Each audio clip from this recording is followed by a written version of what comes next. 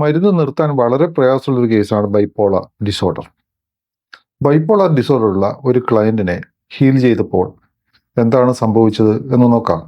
എന്തെല്ലാം വിശേഷങ്ങൾ, എങ്ങനെ ഇരിക്കുന്ന കാര്യങ്ങൾ. അപ്പൊ നമ്മള് ഇന്നത്തേത് 3ാമത്തെ ഹീലിംഗ് അല്ലേ? 3 ഹീലിംഗ് കഴിഞ്ഞു. ഓക്കെ. അപ്പൊ കഴിഞ്ഞ ഒരു മാസത്തിനിടയ്ക്ക് എന്തെല്ലാം മാറ്റം ഉണ്ടായത്? നിങ്ങളുടെ ഇഷ്യൂസ് എന്ന് പറയുന്നത് ഇപ്പൊ ബൈപ്പോളർ ഡിസോർഡർ ആയിരുന്നില്ലേ? ഇപ്പൊ എങ്ങനെയുണ്ട് മാറ്റം? കഴിഞ്ഞ ആഴ്ചയൊക്കെ എങ്ങനെയുണ്ട്? ഇപ്പൊ നല്ല മാറ്റമുണ്ട്. കാരണം വെച്ചാൽ ഇപ്പൊ അങ്ങനത്തെ മൂഡ് സ്വിങ്സ് ആയാലും അങ്ങനത്തെ കുഴപ്പമൊന്നുമില്ല.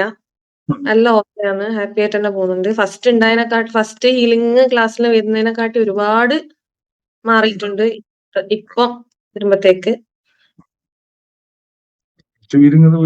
ഫസ്റ്റ് ഹീലിംഗിന് വരുന്ന സമയത്ത് എനിക്ക് എല്ലാം ഓർമ്മയുണ്ട്. ഭയങ്കര ഇതായിരുന്നു, ഡൗൺ ആയിരുന്നു കംപ്ലീറ്റ്. അതിനുശേഷം ക്രമേണ ഇംപ്രൂവ് ചെയ്ത് ഇപ്പോഴെങ്ങനെയാണ്? മരുന്ന് കഴിക്കുന്നുണ്ടോ? മരുന്ന് കഴിക്കുന്നില്ല. മരുന്ന് മേടിച്ചു വെച്ചിട്ടുണ്ട് ധൈര്യത്തിന്. പക്ഷെ കഴിക്കുന്നില്ല.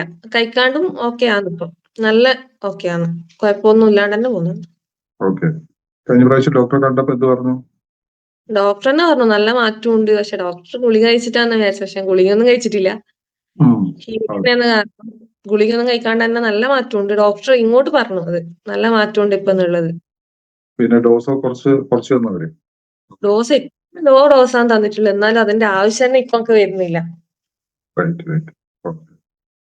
വളരെ ഹാപ്പിയാണ്. കാര്യങ്ങളൊക്കെ മുന്നോട്ട് പോകുന്നുണ്ട്. ഇഷ്യൂസ്, കാര്യങ്ങൾ, പ്രശ്നങ്ങളൊന്നും ഇപ്പൊ ഇല്ല അല്ലേ? സന്തോഷത്തോടു കൂടി മുന്നോട്ട് പോകാൻ പറ്റുന്നുണ്ട്. ഹാപ്പിയാണ്. ഹാപ്പിയാണ്. ശരി, താങ്ക് യു.